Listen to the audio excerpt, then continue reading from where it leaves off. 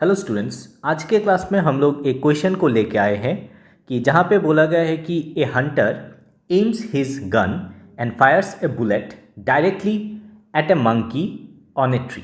जो एक मंकी बैठे हैं ट्री पे, उसको एक हंटर ने एम करके गन से एम करके एक बुलेट यहाँ पे मारा।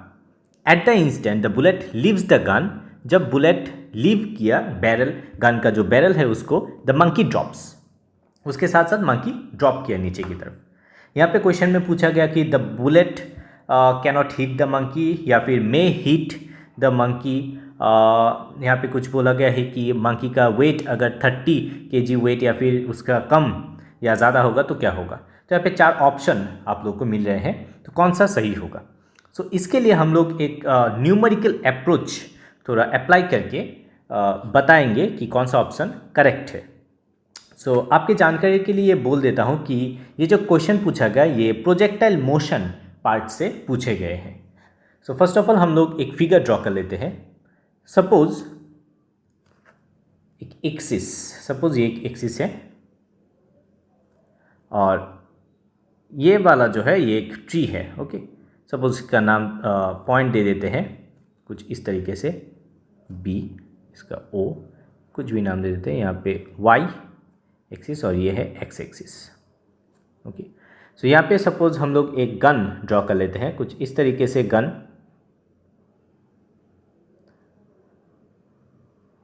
ओके, ये गन है सपोज, ड्राइंग पे मत जाइएगा, ये गन है।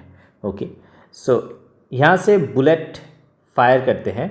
सपोज मंकी यहाँ पे है तो इसको एम करके हंटर ने मंकी को एम करके यहाँ पे बुलेट छोड़ा था, बट इसका जो एक्चुअल पाथ होगा कुछ इस तरीके से होगा, यानी कि एक पैराबोलिक पाथ ट्रेवल करेगा। ओके, कुछ इस तरीके से यहाँ पे सपोज पॉइंट ए दे देते हैं। At the same time monkey जो यहाँ पे बैठा था वो नीचे की तरफ आएगा।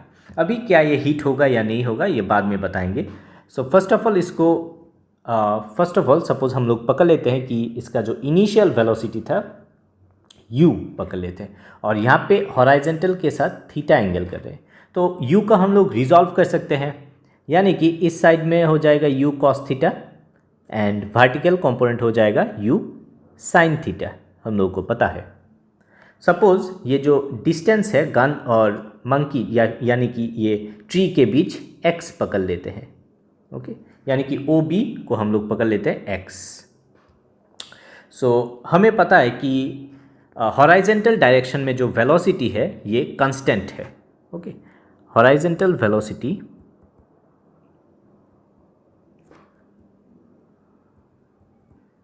Remains constant in case of projectile motion. Okay, so हम लोग यहाँ पे x इक्वल टू ले सकते हैं u cos theta multiplied by t अगर टाइम t है। ओके, क्योंकि हॉराइजेंटल डायरेक्शन में u cos थीटा पार्ट है तो x equal to distance equal to velocity into time हम लोग लिख सकते हैं। तो यहाँ से time equal to x divided by u cos theta, हम लोग को टाइम का इक्वेशन एक मिल गया। अभी हम लोग वर्टिकल डायरेक्शन में इक्वेशन को सॉल्व करेंगे। सो वर्टिकल डायरेक्शन में अगर हम लोग सेकेंड इक्वेशन ऑफ मोशन को लगाते हैं, यानी कि यहाँ पे हाइट AB, ओके, हाइट जो है ये AB हो गया, ये हाइट हो गया, तो AB equal to UT plus half AT square, U कौन सा होगा U sine theta multiplied by T, minus हो जाएगा क्योंकि ये अगेंस्ट द ग्रेविटी जा रहा है, हाफ GT स्क्वायर। ओके, तो यहाँ पे अगर हम लोग T का एक्सप्रेशन इक्वेशन 1 से बिठा देते हैं तो हो जाएगा U sine theta multiplied by x by u cos theta minus half GT square. Okay, so u cancel हो जाएगा तो साइन बाई कॉस आ जाएगा 10, यानी कि x tan theta minus half GT square. इसको हम लोग इक्वेशन 2 रखते हैं।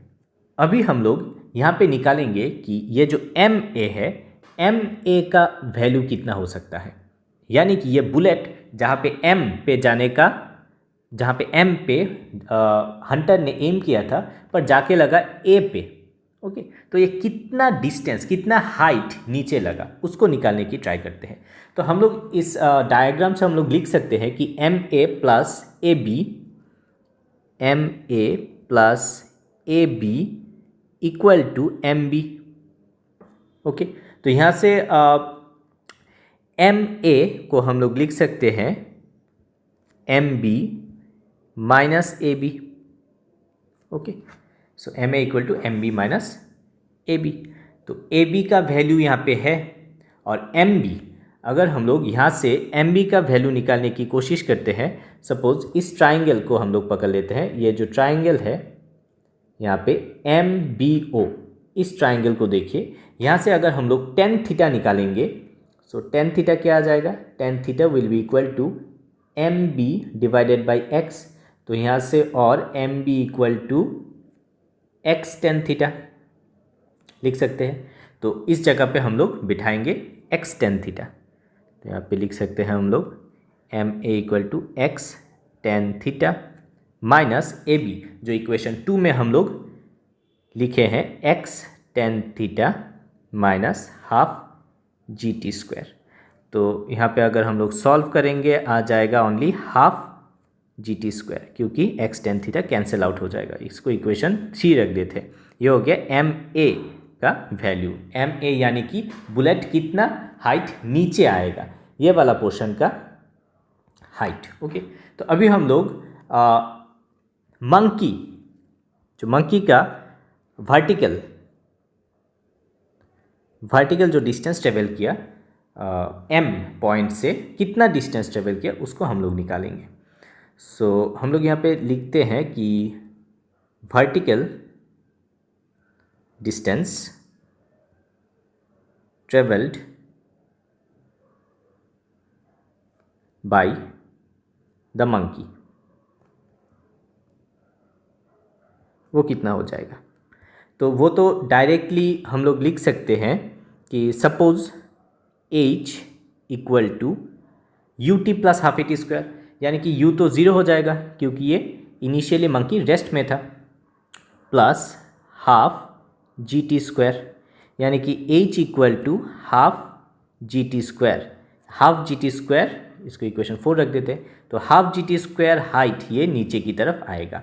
तो यहाँ पे एम ए कितना निकला था, M A B half G T square निकला था, यानी कि जितना नीचे मंकी आएगा उतना नीचे ही बुलेट आएगा। यानी कि यहाँ पे जो ऑप्शन यहाँ पे दिया है D number, it may hit the monkey irrespective of its weight, ये मंकी को डेफिनेटली हिट करेगा, मंकी का वेट जितना भी हो उतना ही, इरेस्पेक्टिव ऑफ वेट मंकी को हिट करेगा, क्योंकि ये directly acceleration due to gravity के ऊपर डिपेंड करेगा। जो मंकी है, मंकी जितना नीचे आएगा बुलेट भी उतना ही बैंड होके नीचे ही जाएगा, क्योंकि दोनों एक्सेलरेशन ड्यू टू ग्रेविटी के ऊपर आ गए हैं। ओके, सो ये हो गया हम लोग का आंसर।